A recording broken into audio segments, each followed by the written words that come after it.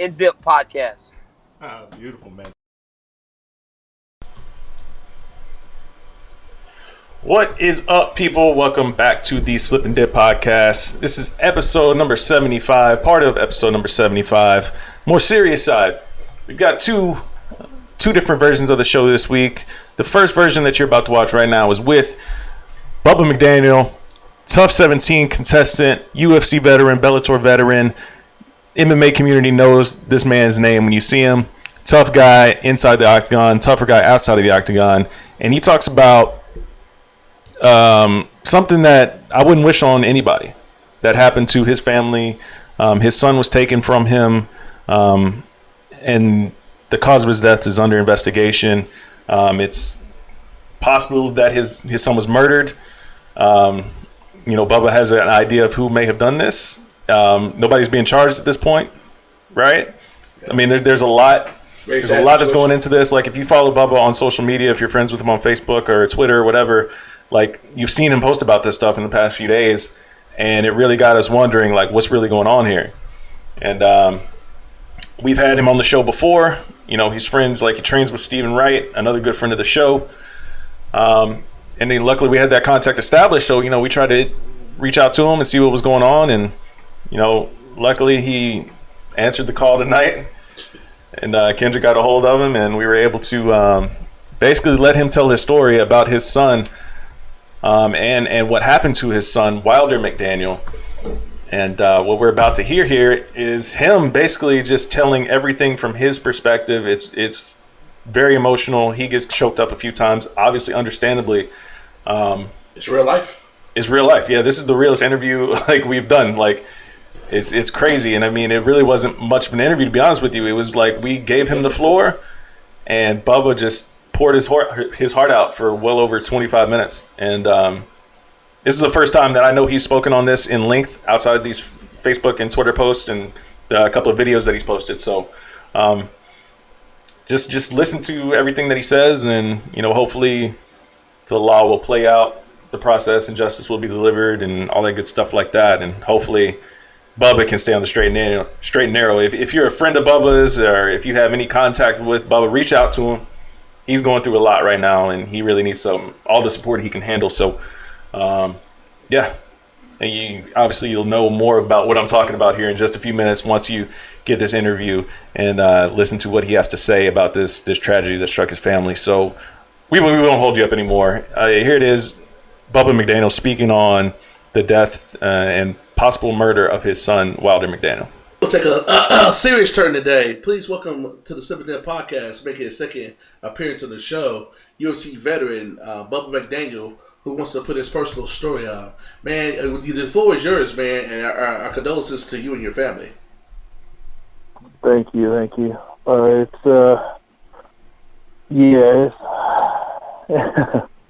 Condolences are always welcome. Prayers are always welcome. Prayers for my son, everything like that. It's needed because every day's a struggle. But did you say the floor is mine? Yes, sir. Absolutely. Okay. Let me start y'all off with what was happening here the day I found out that my son was killed. I was working for a friend of mine in San Antonio doing some type of oil work. We were kind of roused about him at BJ Services in San Antonio. So I'm doing work for the morning. I get a call from Wichita Falls, and it was a detective. And at the time, the detective, I figured, was telling me about some other things that I'd had going on for a while, and just different stuff. And he asked, when could I come to town? Because I asked him, do I need to come to town? He said, yes, sir, you do. I said, well, I can be there tomorrow, because I figured, I could just tell the friend of mine that I was working for that, hey, man, I got to go back to town for a day. I'll come back. Just no big deal in my head still. So then he goes, sir, you need to come to town today. And I was like, well, what for? I was like, what are you talking about? What's going on? He goes, it has to do with your son Wilder. And I was like, in my head, I'm going, okay, somebody touched my son at school. The guy that my ex, his mother, was dating, like, touched him or something like that. And in my head, I'm like, well, I got to go beat somebody up now. And never would have thought what anything was going on. So I asked him what was happening. And he said, sir, I need to talk to you in person. I said, well, what are you trying to tell me? I said, what happened? And in my head at that time, I said, well, just say the worst thing possible so he can tell you, no, that's not what happened. And you can just, chill and take care of everything else after that. So I told the detective, I said, is my son dead? And I did it, kind of a condescending, like little voice, and it was just kind of like, tell me something. And the next phrase out of his mouth was, yes, sir, he is. And I freaked out. I was like, yeah, what? I told him, I said, are you fucking kidding me? And at that point, he goes, sir, I wish I was kidding you. He said, he's this thief. I was like, oh my God. I hung up on him. I immediately hung up on him. I just started screaming, freaked out. And I'm in a truck with some other gentlemen at the time, and I had him on speakerphone just because, like I say, I'm running from place to place and just didn't know what was going on. When I heard all this, I was just like, yeah, whatever. And then for that to happen, everybody in the truck was just yelling, and I'm screaming. And there's other people coming around because I guess they thought I got hurt, something like that, or people can get hurt out there. And the phone called me back with that same number. I'm just like, he's asking, is there somebody I can contact here for you? And I'm just losing it still. And I told him my mother's number. And at that point, I was screaming to everybody, take me to my truck, take me to my truck. And we had a 40-minute drive to my truck so I could even take off from where we were. I could head to Wichita Falls at that point. So I'm about 6 hours away from being to the house at all, 6 hours plus, to where I could see my son. And I'm asking where he's at. I'm asking this. I'm asking that, and trying to find out. And I called a couple of friends, find out where my son is, find out just, and the detectives are calling back up, and they're trying to make me calm down. And I remember being in the truck and everything about me tingling. I felt like I was passing out. I couldn't catch my breath. I hit my head on a few things, just kind of falling over in the truck. And it was. They were like, okay, we'll drive you to Wichita. And by the time we got close to England, my lips are numb. I can't see straight, really. And in my head, I was just like, y'all aren't going to get me there fast enough.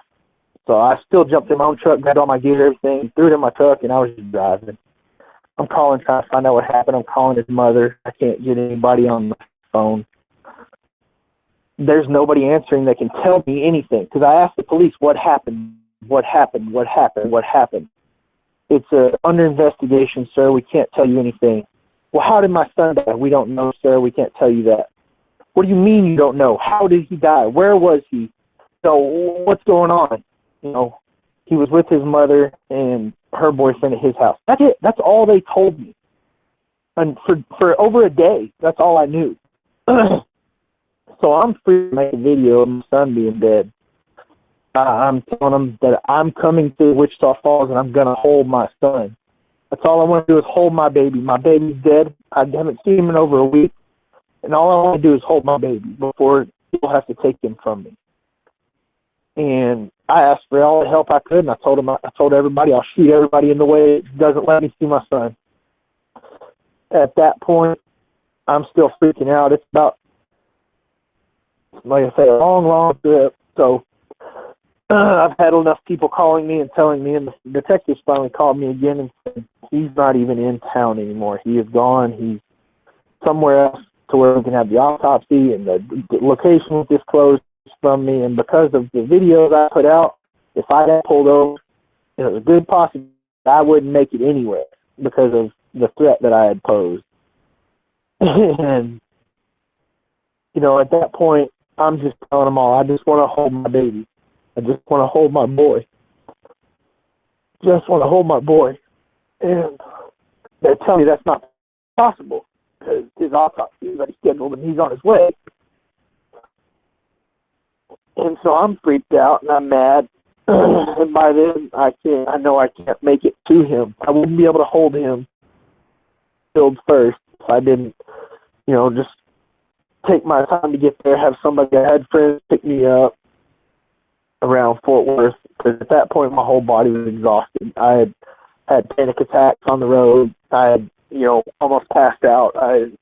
Just driving by myself from San Antonio. I made it to Fort Worth, and I pulled over. I just couldn't drive anymore. I couldn't be straight. I was so exhausted I wanted to pass out, and I had friends that met me and finished driving me back to where I was. And I'd called a few people to just be there for me. Come, I don't know what's about to happen. I need help. I need to figure these things out. I need, just anything anybody can do to help me. And there was nothing. I'm calling my son's mother, and time I had her still detained, and were questioning her and questioning the boyfriend and things like that. So overnight, I'm screaming, crying. I'm waking up and, in sweats, and you can only imagine the pain of knowing your child that you thought the whole world revolved around was gone. Even the night before, that I got that call, his mother had sent me some things from him at daycare where he was talking to the firefighters and the fire station and everything had come up, and they all said he was the first one out the door running and high-fiving everybody, and he was just the most energetic and most excited about being on the fire truck. And I got pictures sent to me and everything, and I told his mother that night before, I said, I don't know how I'm so obsessed and so in love with something, I said, it's almost like he's not even in, like I'm looking on movie stars' life. It was just, I was always in shock and awe about how great and loving and alive, and how he could make everybody in the room just so happy, and just, he was a light, he was an energy. And I was lucky to be his dad. And so the next day, I'm pretty much on the floor, still screaming, crying, and my mother, I had been told by the cops too not to talk to her, not to talk to his mother, that they wanted to talk to me before I could talk to her. My mother ended up leaving and going over to the house where they were all at and telling them I need to know something, because everybody at this side knew something. I didn't know anything. And I was waiting to talk to the detectives, things like that. So finally I talked to the detectives, and they asked me a bunch of different questions, things like that. I can't really go into a whole lot of detail about a bunch of different stuff, but, it was, once that was up to his mother, and I asked, what happened? What's this? What's that? And she told me I found him in the floor, just little things that I'd asked, because at that point I'm just like, why, where was he? I don't know. And things were being withheld from me, but in my scrambled state of mind, I didn't know anything that was going on. I just knew my son wasn't there and that his mother found him in the floor. And it was the worst thing I could ever think of, that my son was in the floor in a room in a house where he hadn't been very long, and I had no answers. So in my head, I'm praying, please let this just be a freak accident, something like that. And, just everything that I could pray for was, please just tell me my son didn't suffer. Please tell me that he didn't, and please tell me that I can be a better person. At that point, I'm praying, let's be a better person. Bubba, you want to go see him in heaven. I want to hold my baby again in heaven. And then I've got things I got to take care of. I've got to go start, getting funeral arrangements together, things along those lines. And I'm freaked out, and I'm, there's no fun me to get set up. And Sean McCorkle calls up and says, "Hey, I got somebody that needs to talk to you," things like that. And he had got a hold of Dana, and Dana put it out on Instagram, things like that. It was that, and then Dana helped out immensely. I don't, like I say, a man that didn't have to do anything for me, looked out for me and my son at that point. So there's things that he did and donated right there, man. I ain't gonna lie to you. I'm forever indebted to that man for helping me in a time that I didn't know how I was going to finish burying my son. And now I'm going to have a really nice setup for my son where it is. I was able to have a really nice funeral. I got a really nice casket. Have a great headstone. Everything that he could help with at that point was possible, made possible, and even bigger because of Dana there. But I have to give Sean McCorkle credit for making the connection there for it. So, at that point, I'm grateful to the MMA community. At that point, there's people have heart when they don't have to, and I appreciated that. So I'm hurt. I'm running around. I'm doing my everyday thing that I need to do to make sure that my son's buried correctly. My father comes from Houston the same night that we all found out. I've got a sister come from Florida. I've got people from New Mexico. Everybody's making their way in. Just everybody that can make it in that understands my pain and understands what this child meant to me. And so I start seeing a little more light. I'm trying to think that I'm going to be a better person. I'm going to get through. We're going to make this, and I'm going to make a name for him. Just, my son will never die, type attitude. And I'm hurt, and I hit a numb spot where it was like I knew what was happening, but it wasn't real yet, but I knew I had things I had to do that needed to be done immediately. So I'm doing that, and we bury him on a Tuesday morning. And I think it's probably the best show I've seen for a funeral in town for a long time. Had a bunch of bikes come out. We all rode bikes out to a beautiful cemetery. Put him to rest out there, and just as bad as I was hurt, I was trying to be strong for his mother. His mother was a full-on wreck. This is, and I mean that was. But of anybody in this world, me and his mother loved him the most, and shit, he loved him more than I did. I can assure you, and I don't know how I can love anything else as much as I did that boy. So the amount of pain running around all the time, I felt like I needed to be strong enough to get us through things. And everybody's saying, I remember hearing 100,000 times, "You're so strong. Look what you're doing. You're so strong." I'll tell you what, though. It's the weakest you'll ever feel in your life, though, knowing that I'm supposed to be around and my son's supposed to be my responsibility and Dad's supposed to be able to protect him from everything. And my baby is gone. And I feel like I failed at my job. And a few days passed and I get told a few things. I was told by his mother at that point that it's time for you to know, because I had been to a certain point where I was finally calm enough, they thought, something like that, to find out that there were details that they had been keeping from me. There were things they had been keeping from me because they didn't want me to go to jail. They didn't want me to not be able to bury my son. They didn't want me to be killed before I could bury my son, things like that. And I was told the man that she was with killed my son. I can't go into details on a lot of things on that because of investigation, things like that, but I was told that my son was murdered by a fucking spoiled rib because it wasn't getting his way. Because my son was in the way of what he wanted, basically.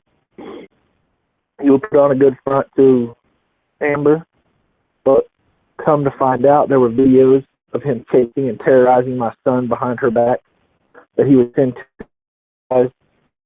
things along those lines, and just calling him a bunch of different things, saying that, you know, what's his daddy gonna do? I got guns for him, this, that, and the other. Whenever his mother did try to check him one time when he did say something like that to her face, the one time that he did that, and you know, at that point she thought it was just an argument they had, something like that, but didn't realize going on behind our backs and everything like that until somebody among that group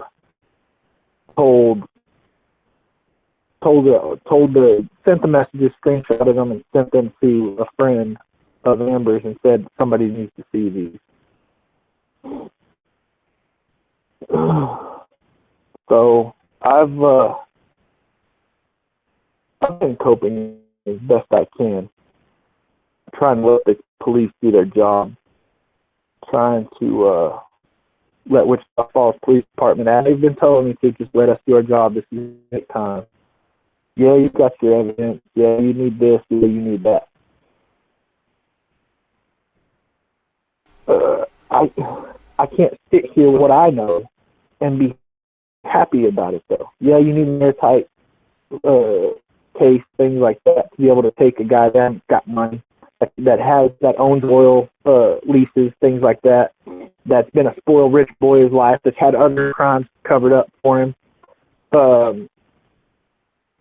You know, just come to find out a lot of different things about him that he pays people off to be able to do and everything. And this man thinks that he's going to be able to pay his way out of murdering my son too. And I'll be damned. So I freaked out a little bit the other night when I was upset about everything and just finding more things out and knowing that they let this man leave town, let him go do what he wants to do, things like that. And the funny part is, too, is the night that my son died, or the morning my son was found dead, that man didn't say another word to my son's mother after they got to the police station. He had a lawyer there. He got everybody out of his house, wouldn't let him take anything, needed warrants, needed all these things, and the lawyers kick him out, and he takes off. Next night, it was a Friday night, this man's at a strip club making Snapchat. My child just died in your house. You just left his mother high and dry. So somebody were claiming you wanted to marry this, be this, and make a family, that you were claiming all these things, making these little false things to get your prize, which was her, by the way. Yet now it didn't work out like you thought because, you just thought that you were going to be able to kill our son and she was just going to be with you. That's honestly how I view this dude. I've known who he is. I've seen him around, things like that. He's been a punk as long as I've ever known him, no spoiled rich boy. And got his way with all this, paid for everything, the way he is. He's at a strip club the day after, like it ain't no thing, after you had a child die in your home. The day after that, he's back in town. People didn't tell me, like I say, I didn't know anything. But people were talking about how he was in town at one of the clubs in town, drunk, talking trash, doing what he wanted to do. My son just died in your house. You're out partying looking for something else to do, like a spoiled rich boy if you are. Still hadn't contacted his mother. The Tuesday morning that we went to bury my son was the first time he sent her a message. And they didn't tell me any of this either. He sent her a message just basically saying, I'm sorry, this isn't the way our life was supposed to be, yada, yada, yada. Didn't mention my son once.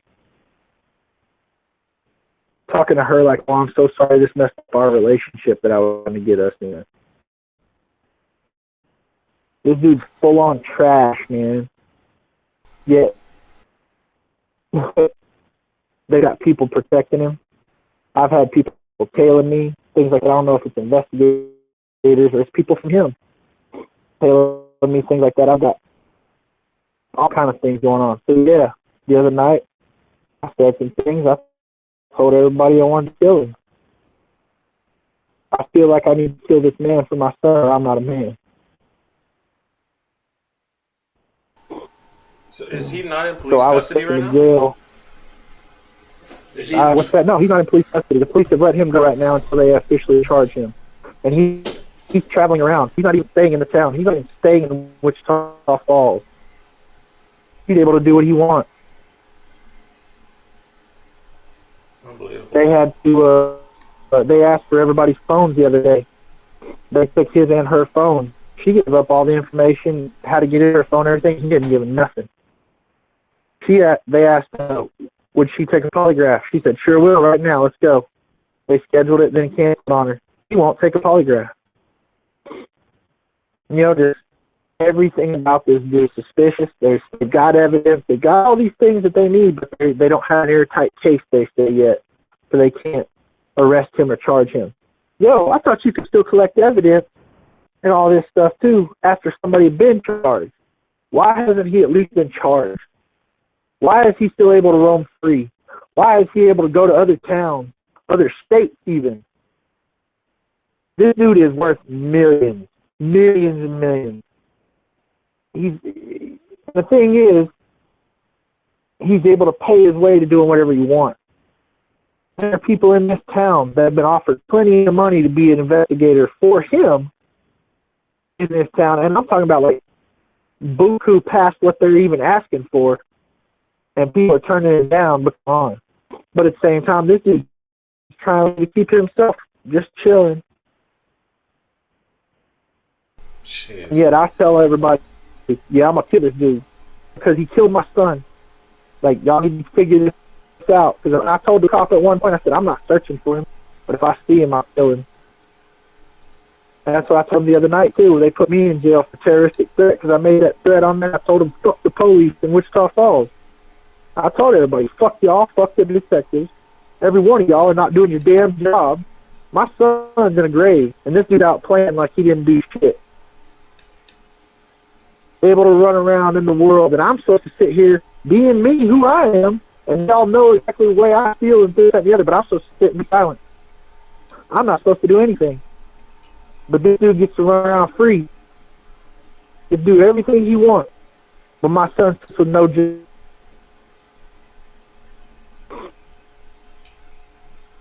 That's crazy.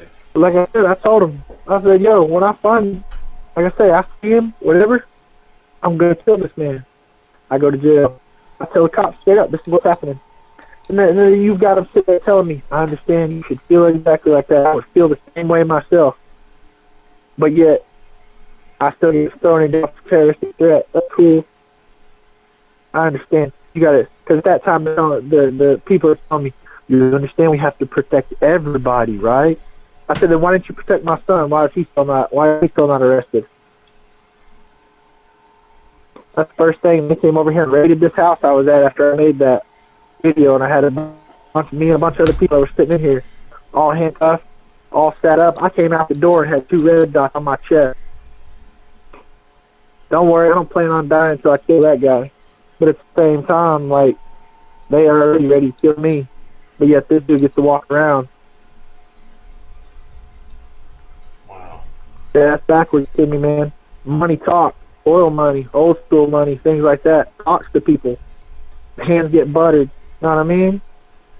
That bread gets buttered. And things just get to go somebody's way. Damn sure ain't my way, because I never had that kind of money. Here's the thing, though. I don't give a fuck about money, things like that, once I kill the man. But I don't want him to have any either. I want it all to be for something to do with my son. My son deserves all that. There's a foundation, something I need to start. Somebody, if they do end up killing me, needs to be started for my son. That way you can get motherfuckers like this that are hurting children, things like that, abusing children. Hey, give them kids a place to go. Give them a start on something new. But it don't deserve to be with him anymore. I'm not a good guy on certain things like that. I believe I have a good heart, but I'm not a good guy. But I ain't evil. There's no way that I would have ever thought of doing anything like that. The man has a 4-year-old daughter himself. I don't wish that baby dead. I don't wish anything like that. I did say in the video, I hope, when I was mad about the police, I said, I hope y'all have a child that dies like that. Somebody murders your kid, then you might be able to ball a little bit better, huh? That got twisted around to saying, oh, Bubba wants to kill all your kids. You know, like, people can make that any way they want. Like I say, I don't want babies to die. Having another child die and everything is against the point in the first place. My son died from a grown man terrorizing him whenever his mother wasn't around, and killed him. Murdered my son. And still walking the street, but yet they've arrested me for threatening him. But before we let you go, do you want to send out a message to the MMA community? Because I've seen a lot of tweets and stuff. A lot of people are very supportive, and some people may even want to help you out that listen to our show. Is there anything you want to tell anybody? Man, I'll say like this, man. You got guys like Vince Pichel even hit me up. I saw Wes Sims even hit me up. I've never spoke a word to Wes Sims in my life, and he was sending condolences, things like that. Sean McCorkle, Dana White, everybody that I know. My boy Frank Lester from out in Albuquerque. My boy Matt Diego out in Albuquerque. He's not part of the MMA community, but just everybody in the areas that I've been from Indiana. All the guys up there that I've all trained with throughout the years. Anybody that's been anybody to me has reached out to me. They feel for me, things like that. That just shows how tight the community is. And I want to know y'all, man, like, I needed those words. I still need those words. I still need those prayers. I need prayers for my son. I've got a long road ahead of me, man. And I don't know what's going to happen, how it's going to end. But like I say, everybody that's anybody that said something, I promise you, as much as I've seen, I haven't seen a whole lot even. There's a lot I haven't seen. I'm even banned from Facebook now because of my video saying what I did. I can't even get on there for another long while. So if you're hitting me up there, like I say, if I can get to it, I'll know eventually. But right now, I've seen the love. I appreciate the love. My boy Tim Kennedy even helped me out. I saw Anthony Smith that's going to be fighting Vulcan. I just saw Vulcan and everything. Like, he hit me up even. The man sent condolences. The MMA community, like I say, it's strong. And I think Anthony Smith said it best. He goes, I'm a father myself. And he goes, and I feel for you. He goes, but we look out for our own also. And he sent, like I say, he sent through and tweeted and sent some money under the GoFundMe, everything like that too. Tim Kennedy, I haven't talked to him forever, sent some money, sent a message, and I see these things, and I appreciate the community all in itself. And whatever comes about, man, just know that I'm doing the best for my son the way I feel like I can, and I'm weak right now. I'm struggling every day, and like I said, prayers. We appreciate your time, brother, man. Because we know you definitely didn't have to come on to this. Hopefully, somebody can sit there and maybe help you get some peace and resolution to this. And thanks for coming on. And if you get an update, feel free to come on anytime, man. You have an open floor, man. This is real. This is real life. Yeah, Bubba, as two guys representing the media side of things, man, we definitely appreciate your story. And I mean, we couldn't even imagine, what you're going through right now, but I guess everybody would like to see, please don't do anything, that would get you in more trouble, man. We want to see you come out on the high side of this. I would urge, man, just like continue to talk to people, keep that open line of communication. Don't let anything get bottled up, man. And let the law take its course. Hopefully the law will prevail. Hopefully, with the evidence that you guys say you have and all that stuff comes to light and justice actually plays out and gets justice for your son that way. I don't want to see you have to go through any pain other than the loss of what you're dealing with, man. I couldn't even imagine what that feels like, man. But thank you for sharing the story. It really means a lot. I'll be down with Coach Steven tomorrow. I'll actually be, because I'm trying to get myself, like I say, it's a daily struggle, but I'm trying to get myself a focus upon something else too. Mm-hmm. To make sure that I am around for enough things to where I'm not going crazy every day. And like I say, these thoughts come and go every day. But the more I focus on having to do something, the easier the day passes. The more that I have a more positive view upon things, and I don't feel like snapping off it. So I'll be having fun with the coach tomorrow, and trying to live every day. And who knows? Like I say, who knows what's happening next day? Yeah. Just working. Appreciate it, brother, and I'll definitely hit you up during the week and check on you, man. Once again, greatly appreciate you coming on and talk about a real life subject, and we definitely on your side, brother. Thank y'all very much. All right. Appreciate y'all having me. All right. All right, man, take it easy.